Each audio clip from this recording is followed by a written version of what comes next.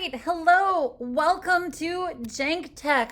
This is a new series of videos on this channel where I am going to be delving into Star Wars Unlimited, but not Premiere like all those other channels. No, we're doing Twin Suns, we're doing Draft, we're doing Sealed, we're doing alternate formats, we're doing janky card interactions. This is going to be a lot of fun, y'all, and I'm really excited for you to join me with this.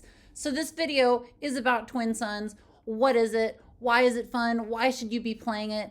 And also, I'm going to introduce you to the Discord logo that I have above my head here and see if we can get some new people coming and hanging out. So, number one, what is Twin Suns? Twin Suns is a multiplayer format for Star Wars Unlimited.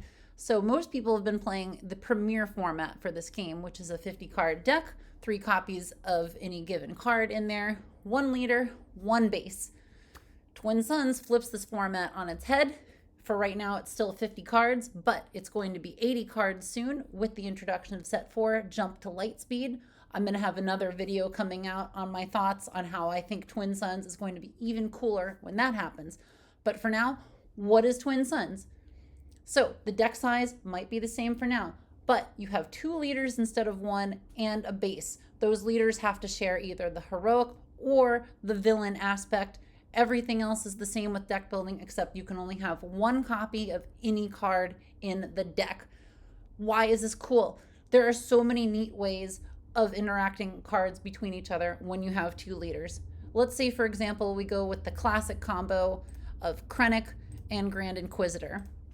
Grand Inquisitor lets you do damage to a unit in order to ready it, and then Krennic will give that unit a buff.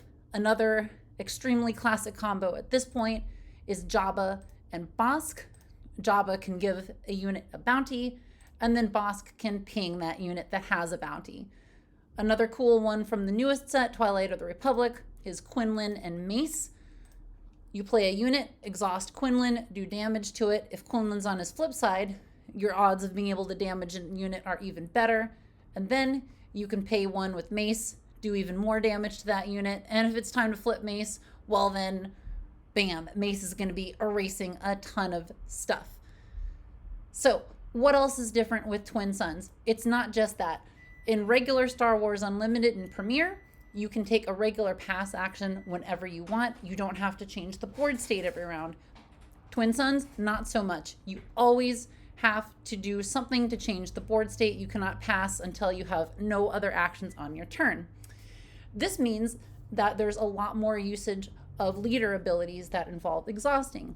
Like Jabba here, sometimes you do want to take more of a soft pass action. Well, you can just use Jabba's action, even if there's no units, do as much as you can, sort of skip ahead and wait and see what other people are doing. In addition, there are different counters in this game. It has the initiative counter like normal, which lets you start first on the next round, but you can also take the blast counter or the plan counter as a way of saying, I'm not taking any more actions for this phase. The blast counter does 1 damage to everyone's base that's not yours. The plan counter lets you draw a card and then put a card from your hand on the bottom of your deck. That is a may action, so you are not forced to do it if you end up taking the plan counter and have no cards that you want to get rid of. I think this is extremely cool as it forces you to make different decisions based on what you think you might be doing at the end of the round. If all of your cards are garbage, you might want to plan because that's just a way of cycling through your deck just a little bit better. So why do I think this format is so fun? Like many people that have played Star Wars, I used to play Magic. I've played, well, not a ton of Commander, but I've played my fair share of Commander, and this captures a lot of the fun politics, arguing, making friends, turning people against each other that you get in Commander, but with some important differences. It's so much easier to track the board state in Star Wars Unlimited Twin Suns. The cards don't all have a paragraph on them. You are not trying to say, oh, you have 100 scoots over there. It's just so much easier to figure out what's going on and so much easier to make informed decisions. Number 2, you don't have to worry about not drawing lands. This is Star Wars. You're not going to sit around watching everybody else ramping up to 10 lands around you while you're still like, I can't use any of these cards in my hand because I didn't draw a forest or a ramp card. Turns go quickly. And let me mention one of the key differences in Star Wars as opposed to Magic. player elimination. You do still eliminate a player in this game, but once the first player is eliminated, the player that did the lethal damage to their base heals 5 damage from their base, and then you play until the phase is over, and the winner is whoever has the most health left on their base. This means you can get back to playing more games with everyone else. This means you aren't waiting around for an hour while everyone else is playing for second.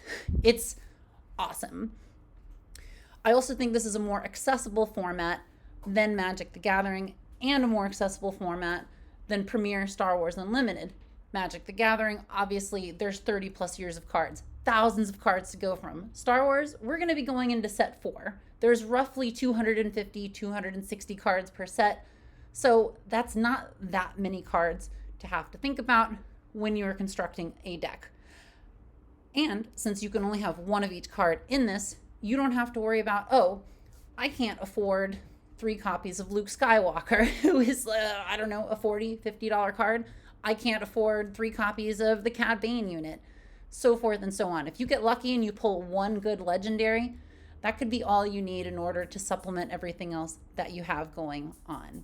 So, Star Wars Twin Suns, we're going to be doing some more videos on it on this channel. I hope that you stay tuned and watch them. We're going to have playthroughs. We're going to have deck techs. It's going to be a lot of fun. I love this format. I think it is so incredibly good. And last, before I get going, I wanted to talk about the SWU PDX, that is Star Wars Unlimited PDX. That is a Discord for Star Wars Unlimited in the Pacific Northwest area with a focus on the Portland and Southern Washington areas.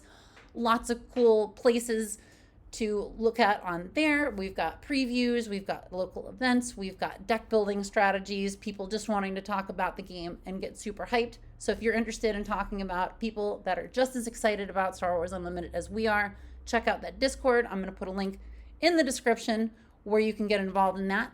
Otherwise, I will see you next time, and I hope you all have a great time playing some Star Wars.